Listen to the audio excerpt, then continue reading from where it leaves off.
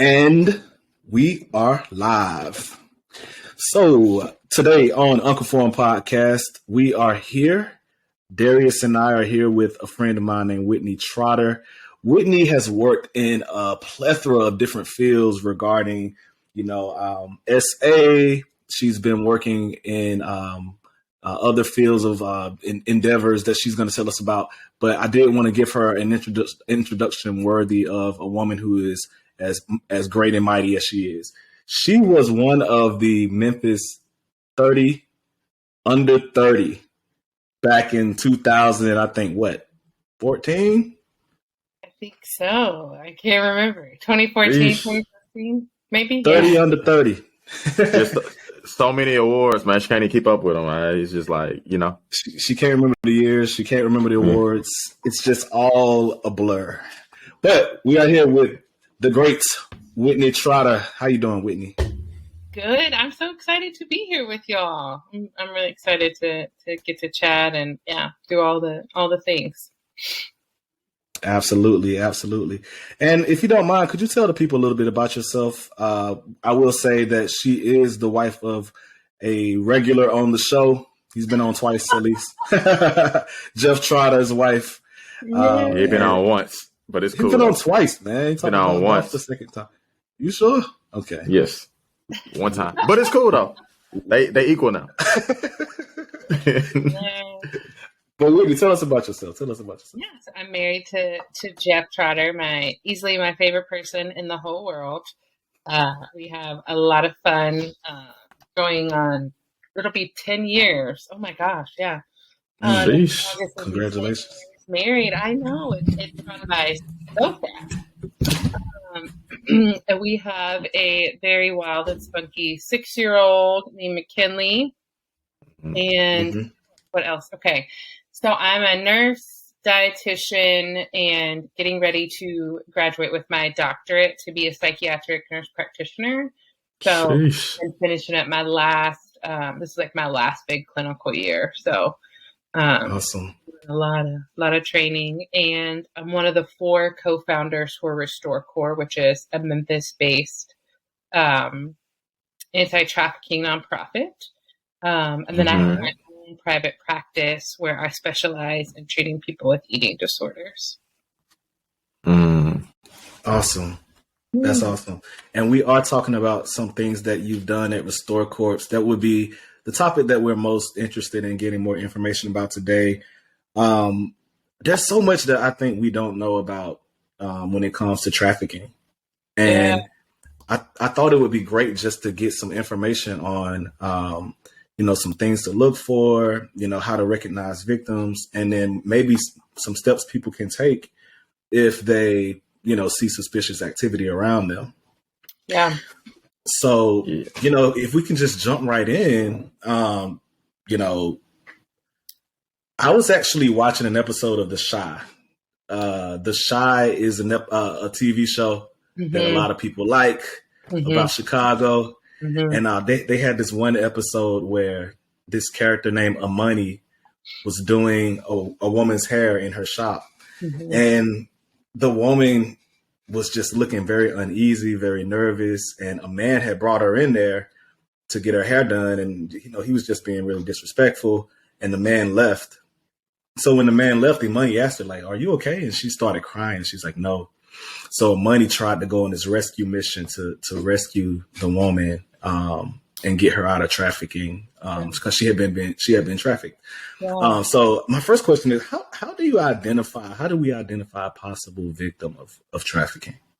That's a great question. It's probably one of the number one questions that we get asked. And I'll say this, full disclosure, I don't work with victims as much as I used to. I used to do direct help with victim services, just season of life. I do more of the medical training, how to help community members, medical, first responders identify trafficking victims.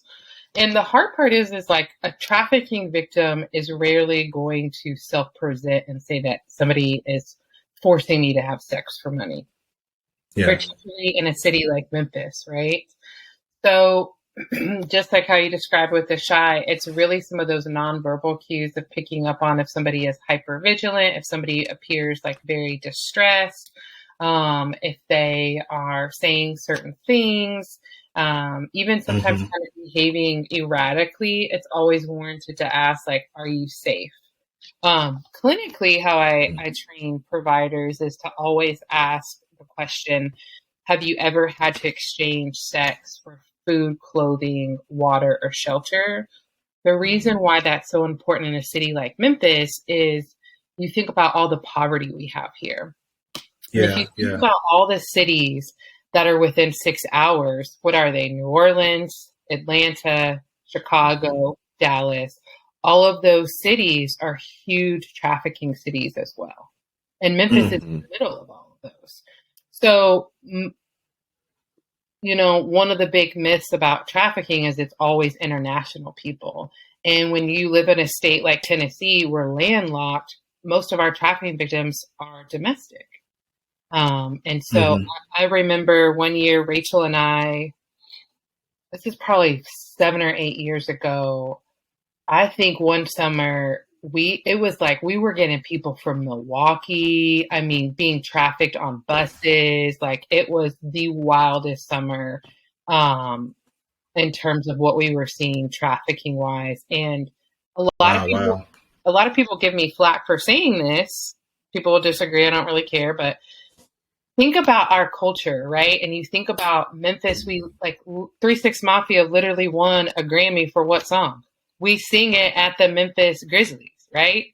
Like, man. Like, we are whoop that trick, right? And it's so interesting because one of the ways that we see particularly young Black girls trafficked is that they are promised modeling contracts, or they're promised to be in videos. They're promised, and so it's very interesting when you look at the connection of hip hop culture, rap culture, and trafficking, specifically with young Black girls.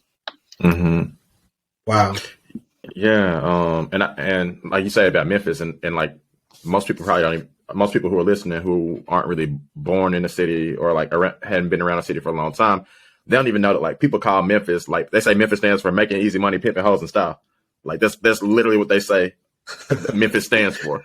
Wow. So just like, and you think about things like, I never heard about like, I wasn't gonna say your name directly, but I was definitely thinking about you. But with that being said, like that's definitely like a thing. And it's almost like infiltrated into the Memphis culture. But for you, I'm wondering like what made you during that season of life like get involved in the area? What made me, gosh, I've been doing trafficking for so long. So I originally went to school because I wanted to work in HIV. So I was a college athlete and wanted to study HIV. I didn't realize that HIV and AIDS was so prominent in the States. I just assumed I was going to go work internationally. And then I was afforded an opportunity to study at St. Jude, which has one of the best child and adolescent HIV clinics, in my opinion, in the world. So I started noticing in younger, probably younger adolescents, just that were HIV positive, just the influx of how many of them were having sex with older people. And some of that was not by their choice. And so I connected with Rachel. She was telling me a little bit about what she was doing human trafficking wise. Had never even heard of human trafficking at that point. Didn't know it existed. And then just really got involved. And then I just really started seeing, I was like, dang, not only is trafficking happening in the United States, it's happening in Memphis and literally no one is talking about it. I mean, you think about it, every once in a while it cycles on the news, but you think about how many young kids of color, Black, brown, and indigenous young kids go missing in the U.S. Yeah. And that's so true. I mean, even, to finish up what happened in the Shy, after she reached out to the young girl about what was going on, she set up a time to meet her later. She slid her a burner phone when she was away from her abuser. the abuser found the phone and he ended up killing her. You know, so like, so my next question is just like, how do you do this dangerous work, you know, and keep yourself safe while trying to, you know, help someone else? And then also, how do you keep them safe? You know, it just seems like such a tricky equation to figure out with the danger involved with something like this. Yeah, you know, I was very naive starting. I don't think I really thought about like safety awareness. And then, you know, zealous. Yeah, and so I just it didn't dawn on me. It didn't dawn on me the safety risk. Again, because when Rachel and I and Ryan and Stephanie, like we were in our 20s, like I mean, this was like 12 years ago, right? So no, there was nobody helping us. No, like churches weren't really supporting us. You know, people weren't really taking human trafficking seriously. Literally, by the grace of God, there were two Black female FBI agents in Memphis who like literally took us under their wings. And we got to go to Nashville and do like a big statewide TBI human trafficking training. And then got to work with the FBI here and then started working with local law enforcement. So I think because of those relationships, I always felt safe. And it wasn't like, we knew very on, like, we're not vigilantes, right? Like, I'm not running and chasing nobody, knocking on no doors, you know? Like, you got to use common sense. I also was, you know, dating somebody that was living in the mound. And, like, you know, so Jeff was always with me. Even when we were dating and I was working at our local SA center, you know, I would have to go in at like 2, 3, 4 in the morning. And like, I would call him and he, you know, would come pick me up or he would come back to my apartment with me, you know, things like that, which was like, definitely in our Christianese bubble, not happening. So I always had him if, you know, anything popped off and he was just always really around. So I think that's one of the biggest things that I definitely took for granted early on because a lot of people don't have that. So I would say that. I would say it definitely doesn't come without paranoia. You know, I have a 6-year-old little girl. I started teaching her things like probably when we started like potty training her, just because you see so much, right? Like I've been doing this for 12 years. Like right started at our SA center in the middle of the night, actually doing interviews while we were waiting on forensic exams to be done. So it definitely doesn't come without like the vicarious trauma, but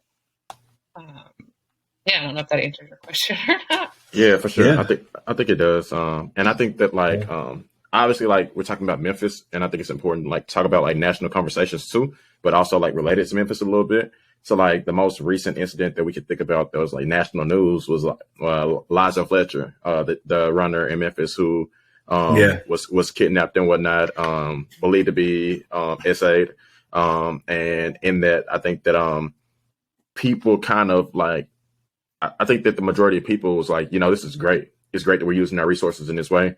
It's great that we're finding things out so quickly. But as you talk about Black women, like, how does it kind of make you feel like when you see like one side get like one treatment and then like the other side like on milk cartons for months, years, decades even? Like, talk about that a little bit. That's a good question. I think it's hard because there is this like, okay, trafficking in this country has been happening right since 1619, right? Like the foundation of the foundation of what this country, you know, was built on when you think about colonialism was trafficking of bodies. And it was trafficking of Black bodies. So there is this presumption that it is okay to traffic Black and brown bodies. And what is interesting is I remember there was an older white couple that moved into Orange Mound. And y'all know this back in the day when white people were flooding like North Memphis, Binghamton, Orange Mound, right? I just remember a white couple telling me that there was a trafficker that moved to Collierville, and the people of Collierville, like, were basically like, we're not having this, And I was like, that is so interesting. One, the privilege to be able to just say that and do something about it. But two, what happens is there's an assumption that Black and brown people don't care that our kids are being trafficked, and that's not true. But two, the media, right? The media is not going to, if you have somebody like Eliza, who is blonde, who comes from a affluent family, they're going to make it pull on your heartstrings versus a young 15-year-old Black girl that might be bipolar or having some mental health issues that runs away from home that gets trafficked. Right. Yeah. You see it play out in the media a lot. And a lot of times, you have to think too, the resources, right? Like, does the family have the resources to put the pressure on law enforcement that needs to happen to keep the case active? Not usually, unfortunately. Yeah, and it's so funny you bring up mental health, because I think that's like a huge gap, like in understanding like what's going on a lot of times in like impoverished communities, because you don't think about that. Like, I have a kid in my school who, I'm a school counselor, by the way, but I have a kid in my school who hears voices and stuff in her head. Yeah. And they gave her medicine for ADHD. So like, even like, if something were to happen to that kid, you know what I'm saying? If something were to happen to that kid, then like, she could tell the police that this kid has ADHD, but like, that's it. You know what I'm saying? They can't say that this kid is bipolar or schizophrenic or anything like that, just because of the lack of resources or the lack of accessibility to a lot of resources. So like, it's interesting you bring that up, and like how that ultimately ends up playing like a huge role in things. Whether it matters with sympathy or compassion or understanding, whatever the case may be, like those secondary issues, and sometimes you can even call them primary issues, like don't necessarily get advocated in the same way for or portrayed in the same way. So 100%. And you see this again in Memphis and the disparity, right? Because how many of our kids going to Memphis City schools are dealing with trauma at home, are dealing with people getting shot, people getting stabbed. I mean, I was an ER nurse at Le Bonheur for years, and these kids brothers and sisters would come in there. Somebody was having an asthma attack. Somebody had a gunshot wound and had to go to school the next day, right? What happens at our private schools? These kids are shipped off to luxury places, right? I see it all the time in eating disorders. If you have the financial access, guess what? You're going inpatient to a private eating disorder facility out of state. It usually looks like a mansion, and you have round-the-clock care. That is not happening to our kids that go to schools in Memphis City schools, that go to our public schools. We can't even, like you said, we can't even get the medication. Right. Yeah. And, talking about poverty, a lot of what I think about as I was thinking about this topic is like people actually depending on the person that's committing the SA, like for food and shelter and clothing, like they need them for their base needs. So like, have you ever run into a situation where there's someone that kind of like desires to get out of the situation, but they don't feel like they can because they need this person to feed them and clothe them and house them? And are there any like ways to like mitigate, or like build a bridge for them to get out in that scenario? Yeah, that's such a good question. So kind of what you're describing is called grooming. We see that a lot of times with older men. They will groom their victims, even young boys. And so they will groom them and create this sense of like, there's the person who's being trafficked, their survival is dependent on the trafficker or the pimp. So they are, it's kind of Stockholm syndrome, right? So this person becomes dependent on them and cannot exist or survive without them. Right. So we definitely see that a lot. It's very hard when you are groomed that way, or, let's say, for example, you have a young girl, and I'm saying girl, trafficking definitely happens to young boys. And it's something we don't talk about a lot, particularly young Black boys, because there's a lot of shame. But I've worked just as many eating disorder, SA cases, trafficking with young boys as young girls. Wow. But let's say you have a young girl who the mom's boyfriend was, committing SA. She runs. she already has that type of trauma, right? And it was already in her home unit. So think about how much easier it's going to be for somebody to come and groom her, right? So they're usually going to say, hey, you can come stay with me, or I'll take you to school, or I'll give you this, I'll buy you these shoes, X, Y, and Z. And you start that grooming process. And then you're solely dependent on that person. So you bring a great point. There's so many misconceptions on how trafficking starts. I mean, we've had people that ended up being victims of trafficking because I'm thinking of one client in particular. Their grandmother had cancer and they were trying to pay the bills. We've had people that have had seizure disorder, formula, right? Right. Could not feed their baby, and they loved their baby so much, and that's how they ended up, being a victim of trafficking. Yeah, and that's so heavy. And like you did this for a season, and obviously, like, or at least I don't believe that you would have done it the whole time if every single case that came to you was a failure. So maybe can you talk about like some success stories, if that happened? I don't know that we get to see it. It's hard to see the measure of success in like cyclic trauma that we see. But one of the things I'm the proudest about, and Rachel really spearheaded this several years ago, we got to do we got to go undercover with Vice, so to speak. And so there was a lieutenant, he was like this older white man, and he was very good at his job, but he ran the Vice unit, and he was like, I just keep picking up the same people, people that were just walking the track, that were engaging in commercial sexual exploitation. And he was like, I'm tired of picking up the same people. What can we do? And so that conversation led to us at Restore Corps and the DA's office. We actually, in Vice, we started a program called Lives Worth Saving. And so it is the second Thursday of every month at Calvary Episcopal. And what we do is any person that is charged for prostitution, but it's really commercial exploitation, they can come down there, and there's people that will help them get their GED. We have a safe house now. There's STD. There's so many community services. And what it does is it reduces their bond. And it goes, we can present that to the judge and say, hey, they came and took our class. The DA's office is willing to sign up on it. So it's a really good way when we think about harm reduction and to how to reduce people having to continue to go back out into the street. So that's one of the things I'm really, really most proud of us. We also have the safe house, where we actually can house survivors, but there's a lot of really good stories too. A lot of families have been able to be reunited. A lot of moms have been able to go through the process and get custody of their kids back. Good. Yeah. So.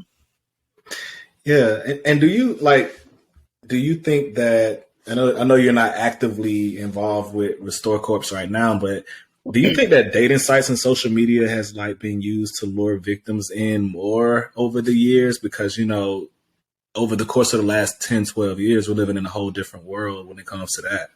Oh, 100%. We can't even keep up. Keep up.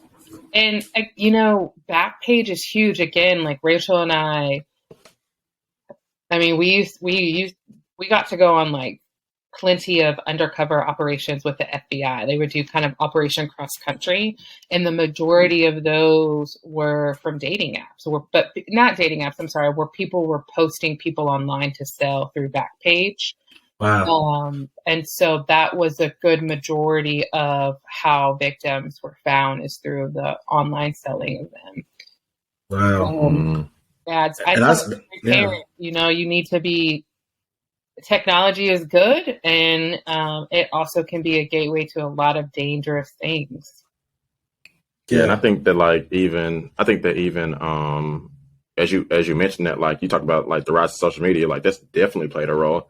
But I think something that's also not necessarily considered is the sites just the porn sites and the OnlyFans type sites and stuff like that. Just actually you would think that conventional wisdom will tell you a significant majority of them are probably being trafficked.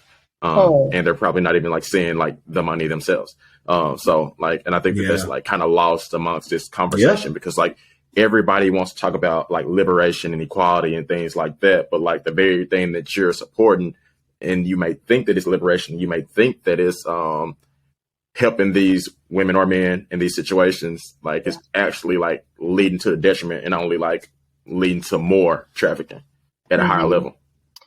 Yeah, I mean, we used to have back in the day. I mean, it was so sick and sad, but there would be like owners and managers of strip clubs that would recruit kids getting ready to age out of the foster care system, because once you age out of the foster, where do you go? We have nothing in Memphis for kids that are about to age out of the foster care system. You know. So I always say, trafficking is a multi-billion-dollar industry, and it is not a multi-billion-dollar industry because traffickers are stupid, right? Like, it's interesting too, because when I think about traffickers, I think about some of the scum of the earth, most evil people that exist. You know what I mean? and that's likely true, but it's also so widely spread. It's almost shocking to me. Yeah. Like where it's like, oh, that's got to be something that doesn't happen very often. Yeah. Because people aren't just that evil, are they? They're not just. But that's the tricky thing about it. I was actually had a friend of mine. I think Darius, you saw this on social media too. But a friend of mine posted about a woman who was at the store and a white van pulled up, and they pulled up behind her car. It was the middle of the day.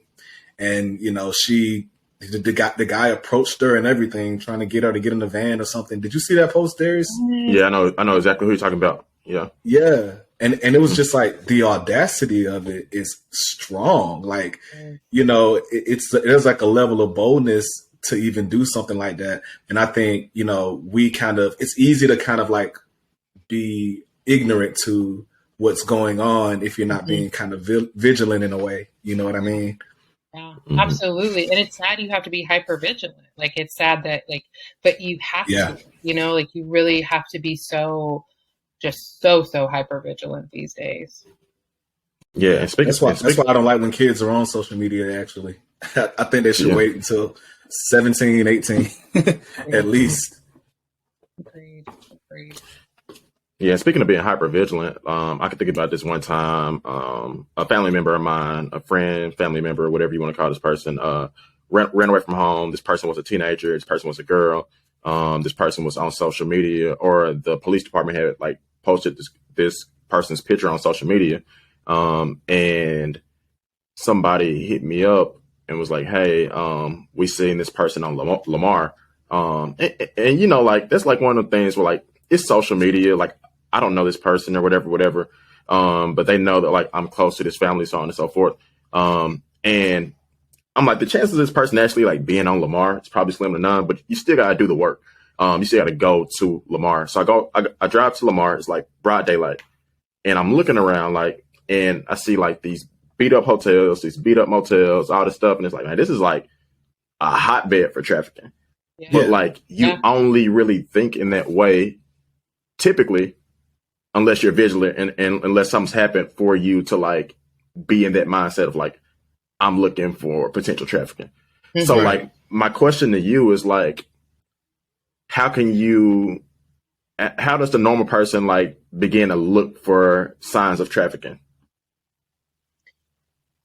That's such a good question, because we are conditioned to think it's only people in cages are walking the track.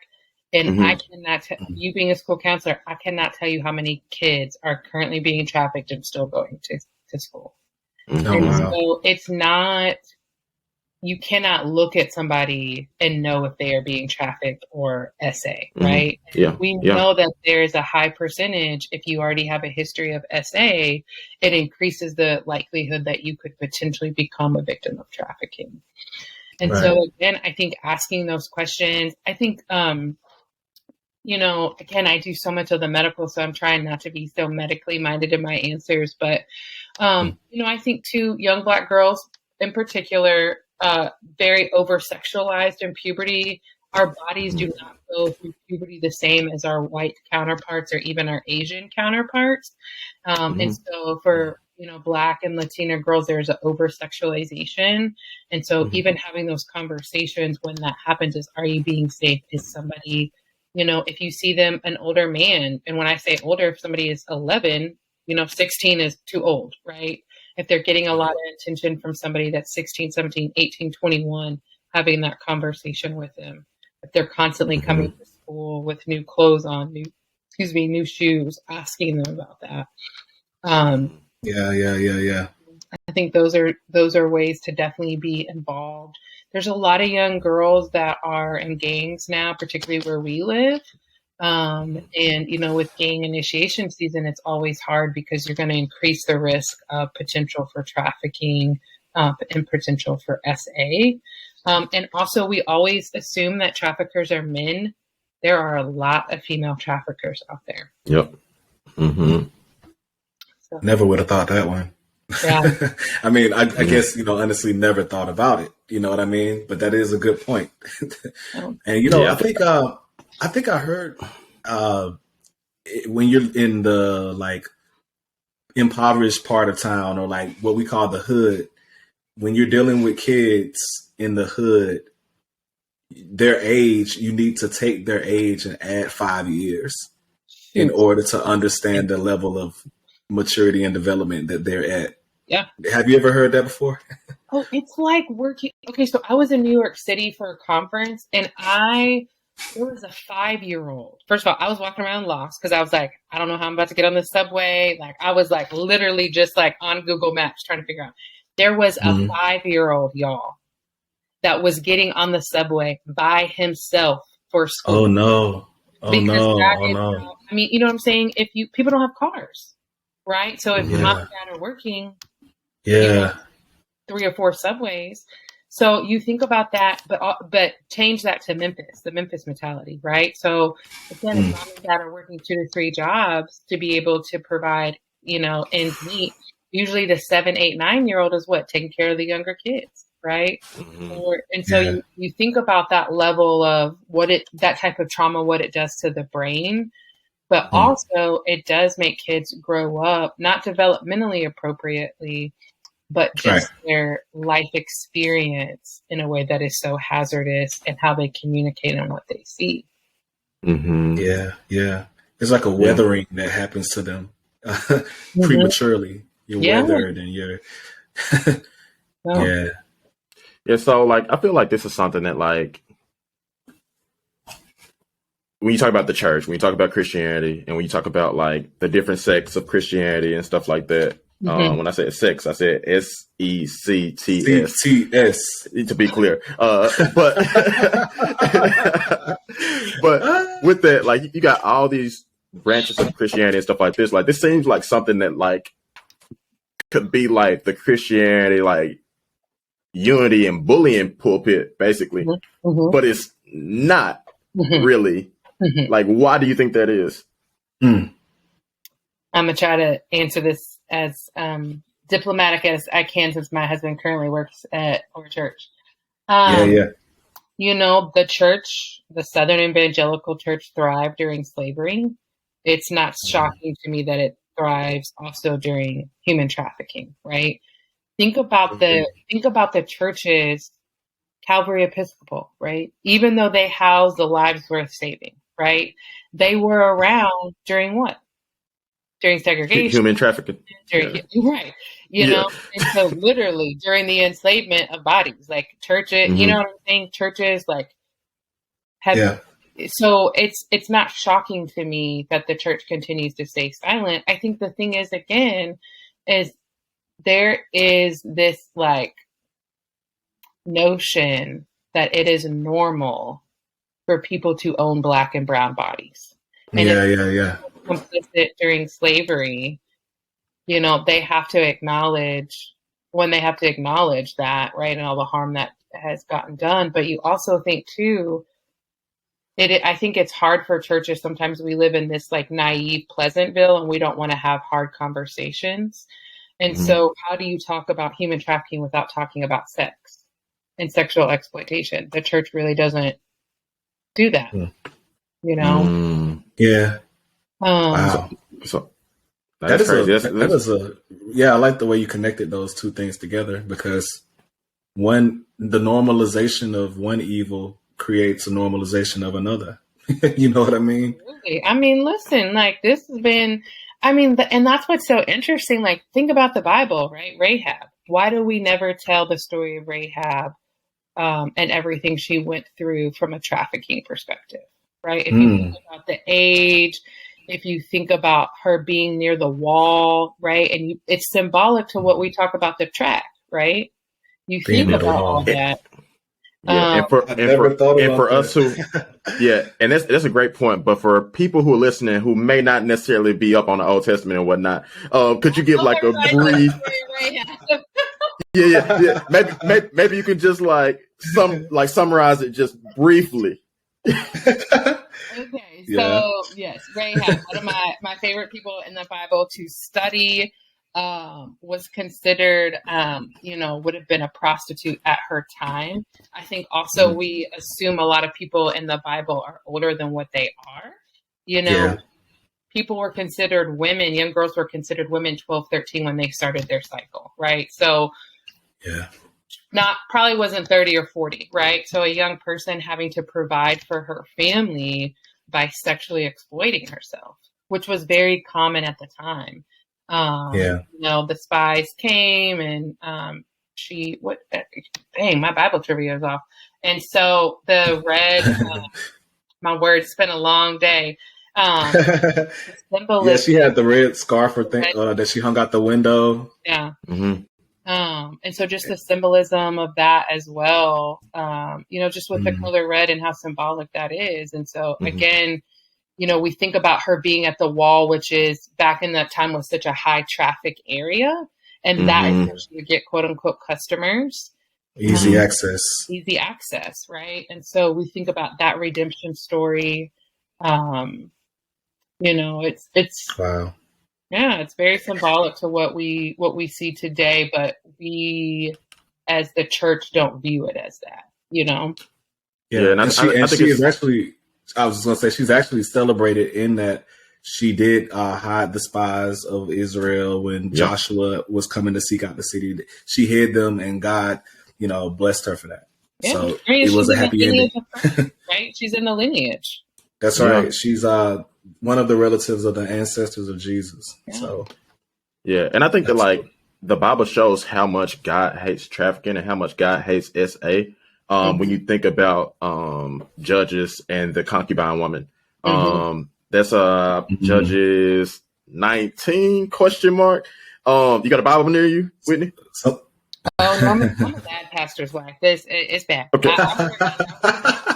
You better listen. Yeah. So no, it's all good. It's all good. It's all good. But it's Judges 19. You got a situation to where these men rape this woman all hours of the night, and this person is eventually killed, and the Levite is angry about it, and what he does is that he breaks her limbs into pieces and sends it to all people to show what's happened. And when you think about the Bible, you can think about 2 Timothy 3:16. It says all scriptures used for teaching, correcting, training, and rebuking in righteousness. If there was an author or a group of authors in the Bible, you would think that they would have left that out. Because it's no good ending to that story. It's just no good ending to that story at all. But because these people are inspired by God, it's God breathed. God chose to put that in the Bible. And this person who we don't even know her name, her legacy lives forever. Yeah. So even in the midst of something terrible happened, God chose to put that in the Bible. So that's all. Yeah. That's the only encouragement I can find from that whole section in Judges 19. Yeah. But with that being, brought that up because I've always asked Jeff, I'm like, why is this in there?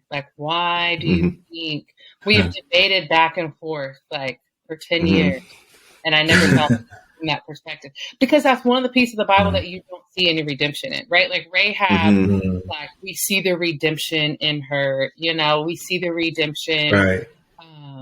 Mary Magdalene. Mary Magdalene. We see the redemption in even Ruth, right? Because if God didn't send Boaz, right, who was the son of Rahab, you could, I mean, you think, I always, when I used to teach about trafficking from a biblical perspective, right, there is no Ruth without Rahab, because Rahab, or, you know, Ruth is when we think about prevention, the young girls that we want to prevent going into trafficking, right? But That's if good. there's no Boaz from Rahab, right, Ruth is trafficked, because how do you provide for yourself? And so, you know, you think about that, and just that's how the longevity of trafficking has been able to evolve, is because if you cannot, you know, again, it wasn't until 1970s that women could even open up a bank account without a man's name on it, right? So it's not that long ago. And so women have always had to figure out a way to survive. And sometimes it's through the use of the exploitation of their bodies. That's right. Yeah, and so in a way, you made me just realize, like, in a way, you've been Naomi for some women in their life. Yeah. And like, Naomi did such a service to Ruth, because, like you said, there's limited options for someone like Ruth back in that day. Yeah. And I don't think it's necessarily always a moral choice, or like a choice of immorality. Like, I'm just going to sin. I want to sin. Like, no, it's like, women are usually doing this for like practical reasons and survival based reasons. And, you know, you know, so it's not like evil for evil's sake. You know what I mean?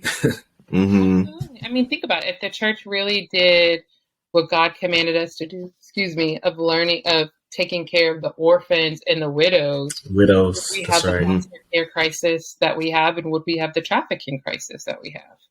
Yeah. That's such a good question, and it actually brings me to like my next question. Maybe it's a statement. I don't even know how it's going to come out of my mouth, but it's going to come out eventually. But it's going to get out. Yeah, but get out.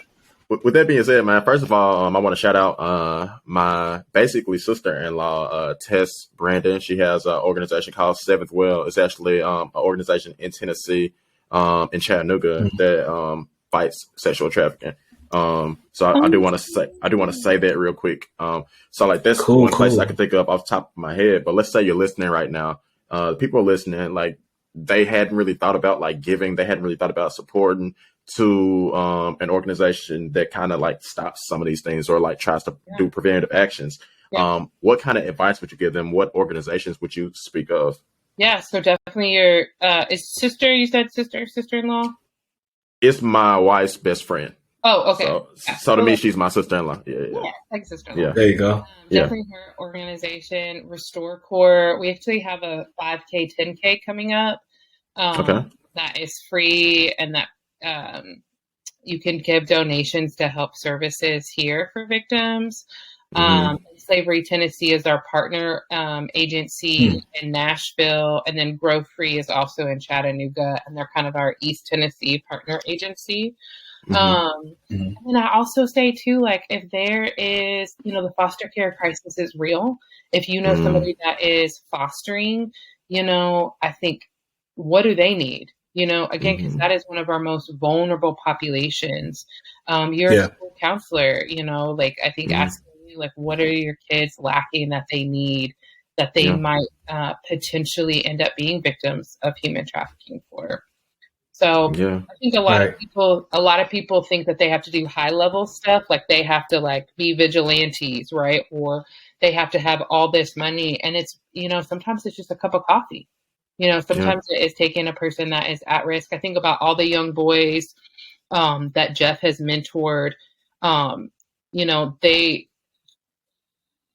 I might regret saying this later. They would not be at risk for being trafficking victims, but they are at risk for being pimps, and they are at risk for, like, in what areas can you break either cycle? And so, you know, we've got to really see, you know, the breaking of porn addiction, the breaking of domestic violence that has been, you know, generational.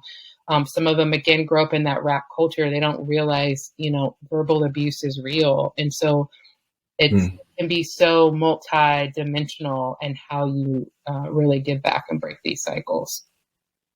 So what you're saying is that you can do something as simple as mentoring that's free, don't cost you a dime. You can mentor somebody. Be a mentor. Yeah. Cool. Ryan is literally wearing a shirt that says "I am a mentor." I don't know if he got it from Goodwill or nothing, but we gonna give him a benefit of the doubt today. No, we're gonna give him a benefit of the doubt.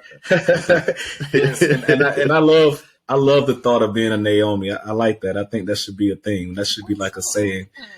Be a Naomi today. Go to restorecorpse.org. That's restorecorps.org and WhitneyTrotter.com. Check out the things Whitney got going on. We would definitely appreciate having you on the show, Whitney. Yeah. This has been good. Thank y'all for having me. Yeah, I know we said 30 minutes, but we had to push it. 46 minutes in. 46 minutes later.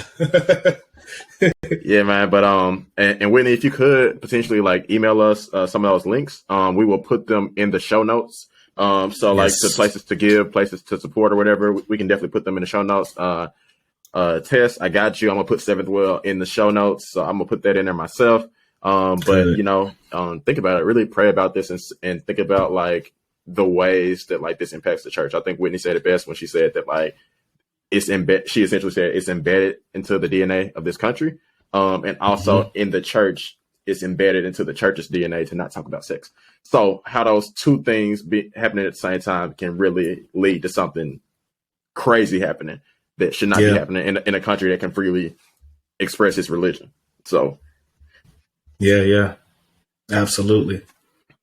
All right, man. Well, we're gonna go ahead and wrap it up, and give them the Instagrams and all that stuff, Darius. Go ahead. You know what to say. Yeah, man. So if y'all want to follow us on Instagram, man, please do so at Unconformed Podcast. If you want to follow us on YouTube, also follow us on YouTube at Unconformed Podcast. If you want to follow us on Facebook, follow us on Facebook at, you guessed it, at Unconformed Podcast. It's not very hard to do, and it's also in the show notes. All these links are in the show notes. And if you've enjoyed this episode, if you enjoy what we do, also leave us a 5-star review on Apple Podcasts as well as Spotify Podcasts. So you 3% that listen on Spotify, we need your 5 stars. We need them 5 stars ASAP. We sure do. And check us out on YouTube. I don't know if this is gonna be on YouTube. We gotta pray about it. And be a Naomi, man. Be a Naomi. That's all I'm gonna say. Big facts, Naomi. Big Naomi energy, man. BNE. There you go. Big Naomi energy.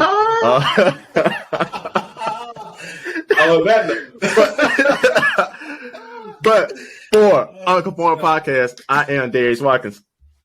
Yep, I'm Ryan Thomas. Hey, and we out.